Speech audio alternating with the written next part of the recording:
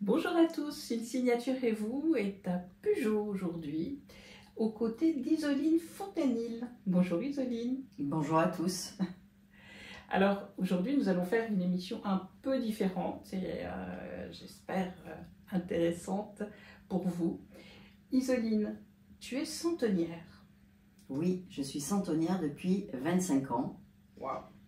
Et ce, grâce à mon papa, ainsi que ma maman, et aussi mon oncle et ma tante. Ah oui, également. C'est une famille de centeniers. Et alors, comment on tombe dans la marmite des centeniers? Qu'est-ce qui fait que toi aussi, tu as voulu faire ça? Tu le sais? Tu te souviens de ce déclic, ce moment particulier où... Alors, le moment particulier où j'ai voulu faire des centons, pas forcément. Mais par contre, ce que je me souviens vraiment, c'est que quand j'étais petite, j'habitais une maison à la campagne, mon papa travaillait dans son atelier et j'allais régulièrement l'aider, ou enfin en tout cas c'était mes loisirs créatifs de peindre les santons qui étaient cassés, qui venaient de sortir du four, et je pense que c'est vraiment là où c'est déclenché. Passion. En tout cas une passion des arts, puisque j'ai fait une fac d'art plastique, et de là après à découler les santons. Voilà. D'accord.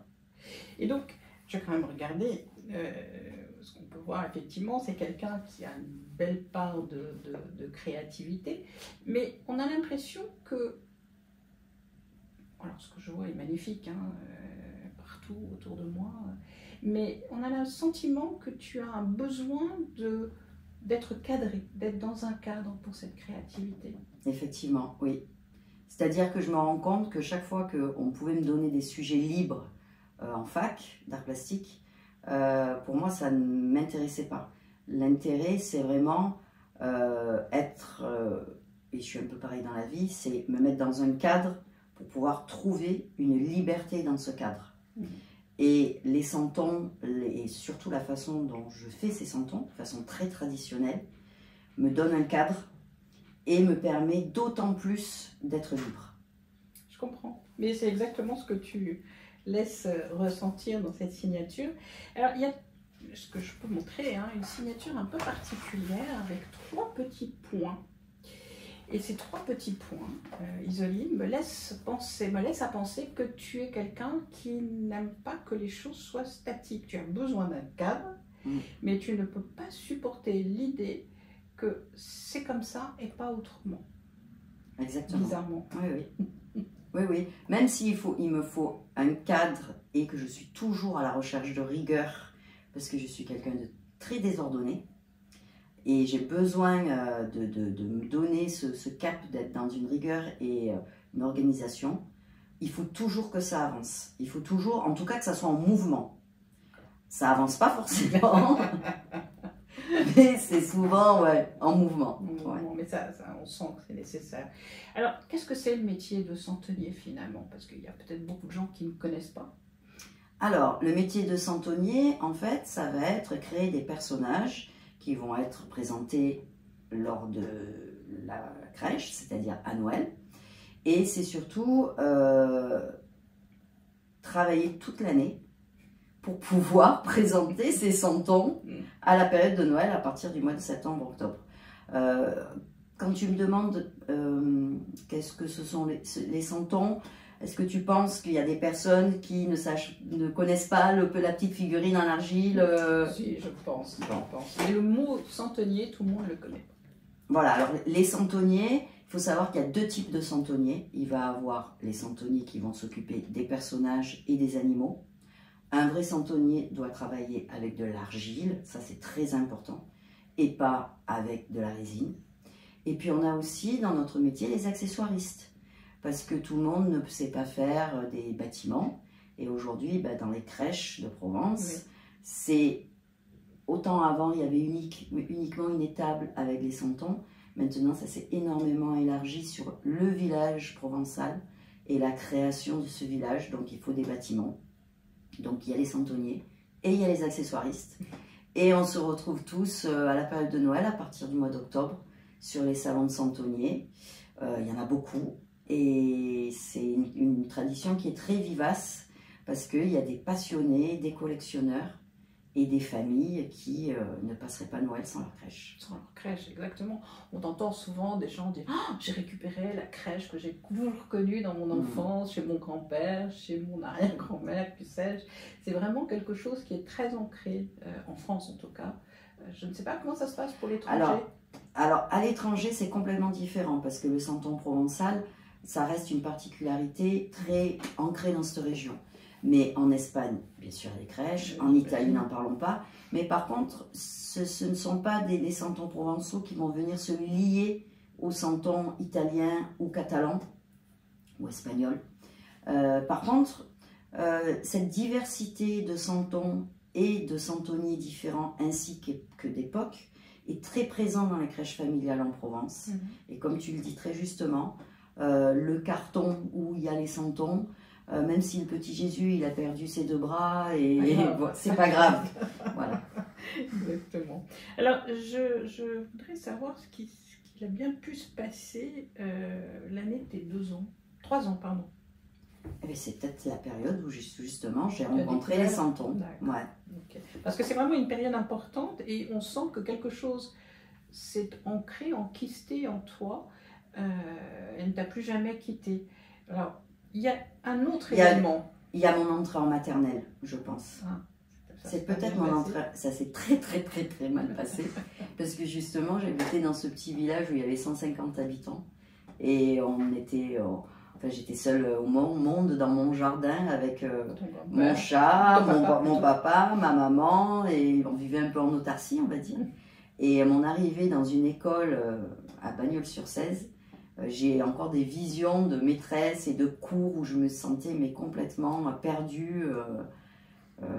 Et malheureusement, je pense que ce mauvais ancrage dans l'école m'a poursuivi en fait toute ma vie, parce que je n'ai jamais aimé parce qu'on sent, il y a vraiment un mouvement vers le passé dont tu n'arrives pas à te libérer et dans lequel tu t'es enfermé quelque part. Mais par contre, ça a développé ta curiosité. D'accord. Ça a développé ta curiosité dans le sens où aujourd'hui, il faut toujours que ce soit borné, qu'il y ait des limites, mais tu t'intéresses à beaucoup de choses. Tu t'intéresses à beaucoup d'art.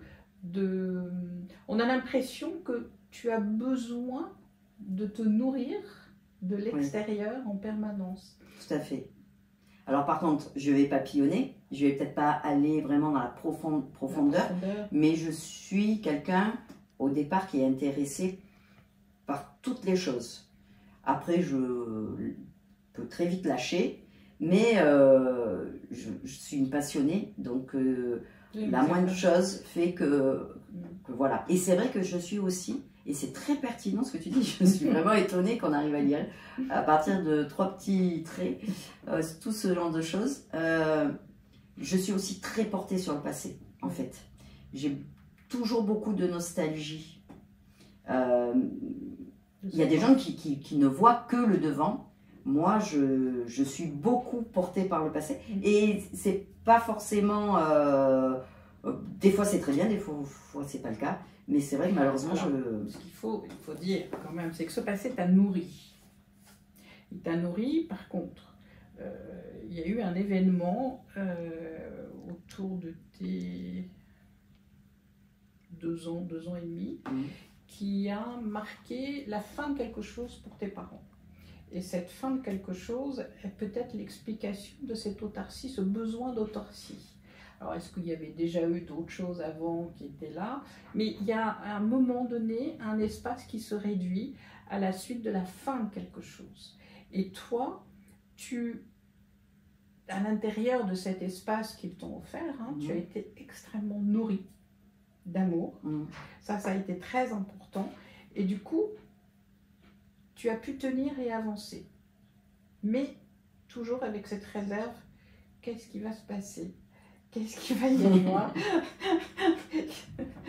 Qui sont ces gens que je rencontre? Il y a toujours cette limite qui est donnée où il faut que tu saches exactement où tu vas. Tu ne fais pas un pas au hasard. Je n'ai rien à dire. Donc, centenaire depuis toujours finalement. Hein. Tu as beaucoup travaillé sur ces personnages de crèche, etc. Mais quelle est l'inspiration? Parce que j'imagine que tu te renouvelles, qu'il y a des nouveautés chaque année. D'où vient cette inspiration? Alors, au départ, ça a été beaucoup des gravures, des peintures, des petites choses quand on va se promener dans une brocante, une belle attitude, et puis aussi les personnages de crèche, tout simplement. Parce que quand on regarde les santons, les anciens santons, obligatoirement, il y a une filiation avec ce que l'on fait. Maintenant que la création et la collection est posée, ça va être aussi beaucoup les clients qui vont me demander « Ah, ben, tu vois, si tu me faisais quelque chose comme ça », ou quand je vais voir leur crèche, dans leur crèche, on va dire, il y a une inspiration. Et puis aussi, Internet a fait son travail, c'est-à-dire qu'il y a des photos qui sortent. Voilà, il y a des photos, et puis il y a souvent des attitudes avec des petits animaux associés à une personne qui va les prendre tendrement. Donc en fait, je me nourris de tout ça. Et là où je m'en veux beaucoup, c'est que j'ai énormément d'idées et que malheureusement, je ne suis pas, même si j'adore mon téléphone portable, je ne sais pas marquer sur mon téléphone portable des choses. Je suis une personne qui note sur les carnets. Et souvent, j'ai pas le carnet, j'ai pas le bloc-notes, j'ai pas le truc. Et l'idée part, elle revient. Mais je sais que là, déjà, ce matin, j'ai vu 2-3 petites choses en passant, en rangeant, dire « Ah, ben, tu pourrais faire ça, tu pourrais faire ça, tu pourrais faire ça. » Ça fourmille beaucoup. Voilà. Donc... On sent que c'est nécessaire, cette inspiration. Elle est, Alors, on a l'impression aussi que tu es dans une espèce d'allée, que c'est tracé, t'avances, alors pas prudent, mais que tu sais qu'il y a quelque chose d'autre au bout. Comme si il y avait quelque chose qui mûrissait en toi pour l'après. C'est pas tort. Professionnellement, oui, je pense qu'il y a quelque chose il y a les santons, et j'espère à un moment donné pouvoir faire autre chose dans de la poterie, ça sera toujours en rapport avec de la peinture, de l'argile, etc. Mais ça vient par... quelque chose de plus artistique. Oui, quelque chose de plus artistique. En tout cas, quelque chose de plus spontané, on va dire. Ça sera quelque chose sur lequel il n'y aura pas de... Parce que bon, malgré tout, ces santons, moi, ils me font vivre aujourd'hui. Voilà. Et je les respecte beaucoup pour ça. Mais ça sera quelque chose, voilà, de beaucoup plus spontané. Et puis, ça plaira ou ça plaira pas. Mais j'ai jamais le temps d'expérimenter ça. Mais un jour, j'aurai le temps. D'accord. Alors, cette créativité, tu l'imagines sans cadre de fait. C'est une espèce d'émancipation de ce cadre. Non, il y aura un cadre. Non, il y aura un cadre. En tout cas, il y aura une règle, on va dire. Voilà. Ça sera une présentation d'un certain savoir-faire, ou peut-être ça partira plus vers de l'art brut ou quelque chose. Mais il y aura quand même une démarche. Parce que s'il n'y a pas de démarche... même en étant tout à fait simple et humble, et pas, je me sens pas du tout artiste, enfin artiste, dans le sens où je me sens pas, comme on emploie ce mot qui est tellement galvaudé aujourd'hui, artiste, voilà. C'est juste que si je fais quelque chose, il faut quand même qu'il y ait un début, une fin. Alors, tu parlais de l'art brut. L'art brut, on se demande toujours où est le cadre. C'est quoi, à ton avis? Parce que je pense que c'est quelque chose qui répond à quelque chose. Sûrement dans la méthodologie qui va être mis en place pour sortir une sculpture, une peinture, etc. Un certain sens de l'esthétique, un certain sens de l'émotion qui va être mis en place, mais ça va être une répétition d'un postulat qui va être chaque fois remis, et qui créera une œuvre. Tu as déjà formé des gens? Non, je ne suis pas du tout dans la formation. Dans la transmission et la pédagogie? Non, c'est pas quelque chose qui m'anime. J'aime quand quelqu'un vient à l'atelier, lui montrer, ou même montrer à des personnes qui veulent venir faire des stages et tout. Mais je pense que je n'ai pas cette fibre. Je suis allée faire enfin, je l'ai fait une fois, ça m'a passionnée d'ailleurs. Je suis allée dans une maison de retraite faire des stages à des personnes qui avaient Alzheimer. Je suis ressortie de là, j'étais complètement vidée, mais j'étais remplie d'amour par contre. Formidable ça. Mais peut-être plus tard. Peut-être plus tard, mais pour l'instant, j'ai pas trop le temps. Est-ce que tu penses que c'est un métier qui est pérenne, qui va pouvoir se poursuivre, continuer? Oui, je pense, bien sûr. Oui. Remarque, si on écoute les propos du départ, oui. Oui, je pense. Après, c'est sûr que dans tout ce style d'artisanat, il y a des vagues. Il y a eu des moments où les santons étaient complètement dans le creux. Là, c'est revenu par le biais des loisirs créatifs. Et puis, mais j'ai quand même plus l'impression que plus on avance, plus les personnes peuvent autant partir à l'autre bout du monde voyager, mais malgré tout sont très proches de leur région, de leur tradition, dans le bon sens du terme, la tradition. Et la vie va tellement vite, tellement que c'est des petits, voilà, c'est des petits personnages très tendres qui amènent beaucoup de plaisir. Tu as le sentiment qu'il y a une relève? Oui, bien sûr, oui. Non, parce que c'est un métier dont on entend peu parler finalement. C'est une niche, complètement. Et je pense que c'est pas un métier qui va évoluer en nombre, mais par contre, oui, il y a des jeunes, et je pense que le nombre de santonniers est tout à fait en rapport avec le nombre de personnes qui achètent des santons. Et puis surtout, ce qui est important, c'est que il y a des gros santonniers qui vendent vraiment sur des grosses plateformes ou dans des jardineries, voilà.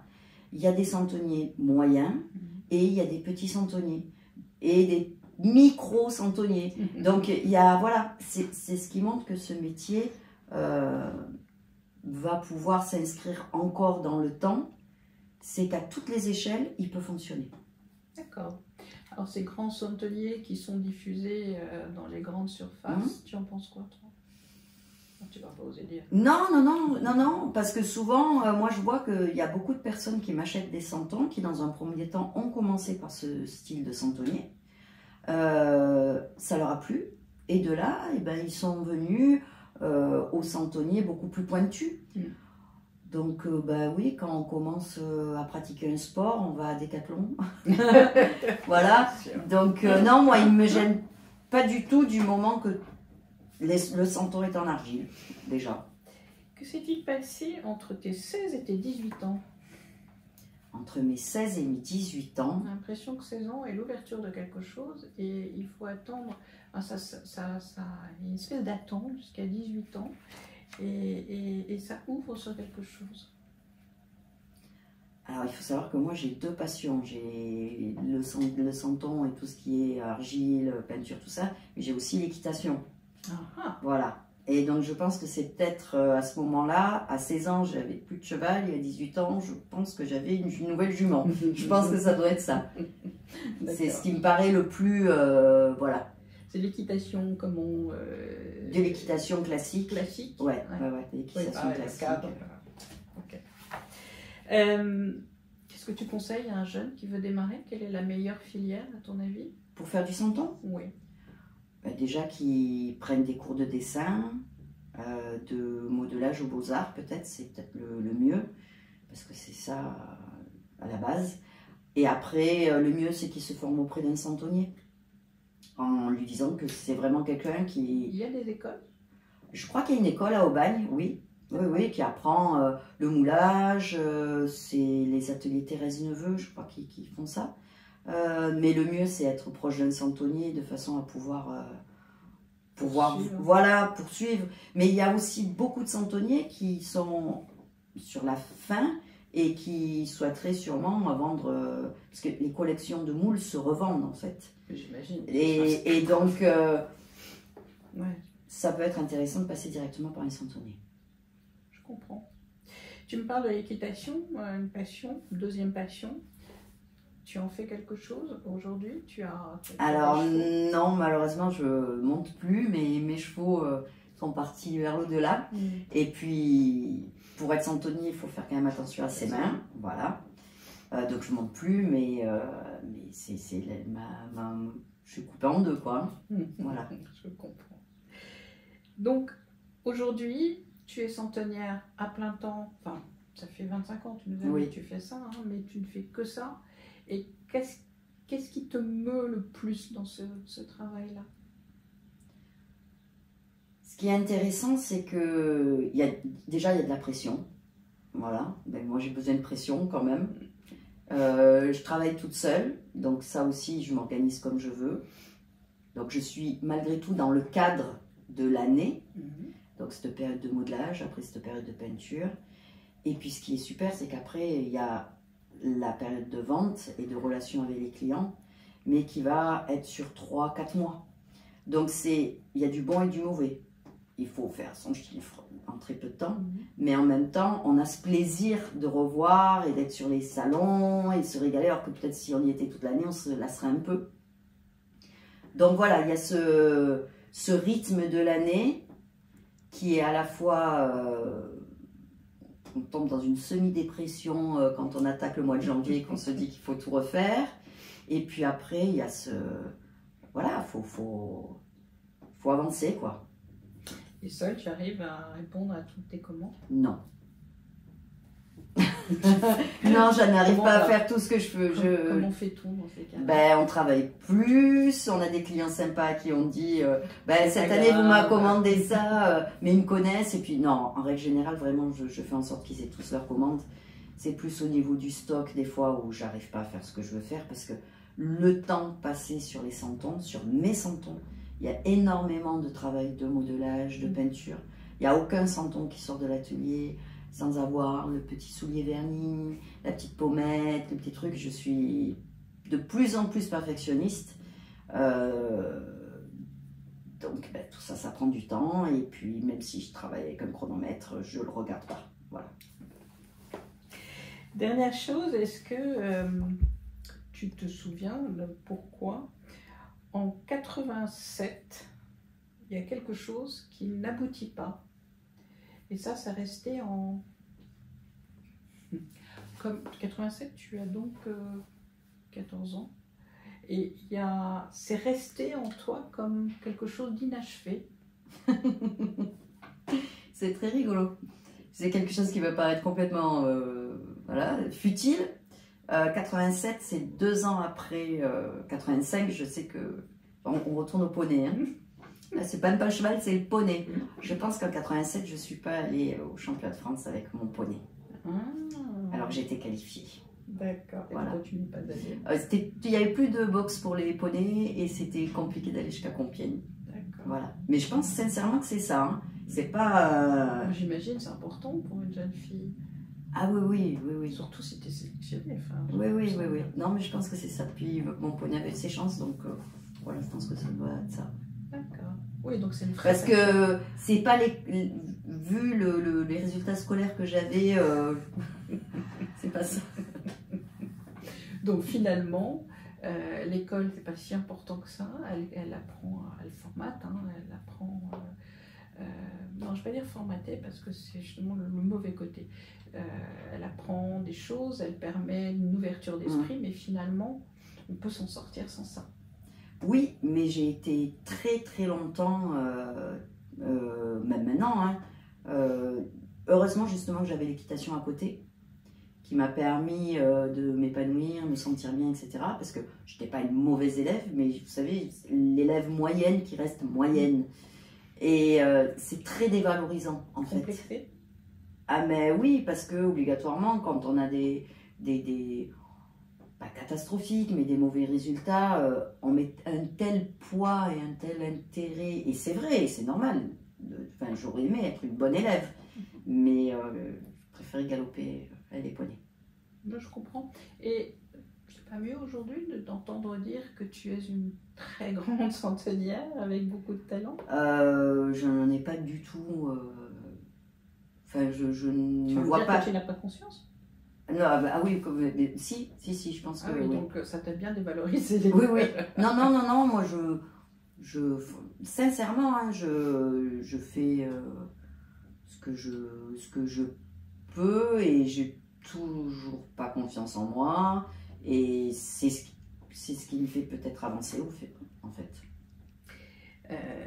Je veux dire une chose qui va peut-être faire décevoir certaines personnes, mais c'est vrai que je suis allée sur un salon de Santon. J'ai vu beaucoup de choses, des choses charmantes, hein, jolies, mais quand je suis arrivée sur ton stand, là j'ai fait ah oui. Et je ne suis pas la seule, je sais, beaucoup de gens m'ont dit, c'était vraiment particulier ce que tu fais. Et il y a une émotion surtout, une sensibilité qui est là et qu'on retrouve d'ailleurs chez tes parents, en particulier chez ta maman, je crois.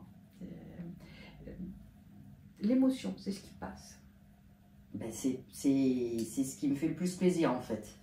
Parce que tu m'aurais dit ce qu'on ressent, c'est la perfection, le réalisme, le truc. Non, voilà. C'est un peu comme ces films faits pour des jeux vidéo qui au départ ils n'avaient aucune émotion, aucune sensibilité, et puis ils ont fini par faire appel à des vrais scénaristes de cinéma pour essayer d'apporter cette différence. C'est important, parce que quand il n'y a pas d'émotion, bon.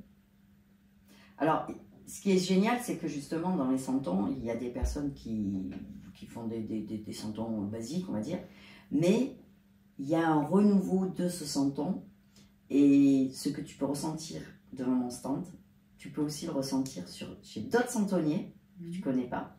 Il n'y en a pas énormément qui font du... Mais où voilà, il va avoir de la poésie, il va avoir... Je pense qu'il y a quelque chose un mouvement là qui est en route et qui va permettre d'apporter cette différence que toi tu as saisie, trouvée. Et c'est peut-être justement pour cette fragilité et cette dévalorisation que tu as ressentie pendant toute ta scolarité qui t'a amené à laisser s'exprimer cette émotion.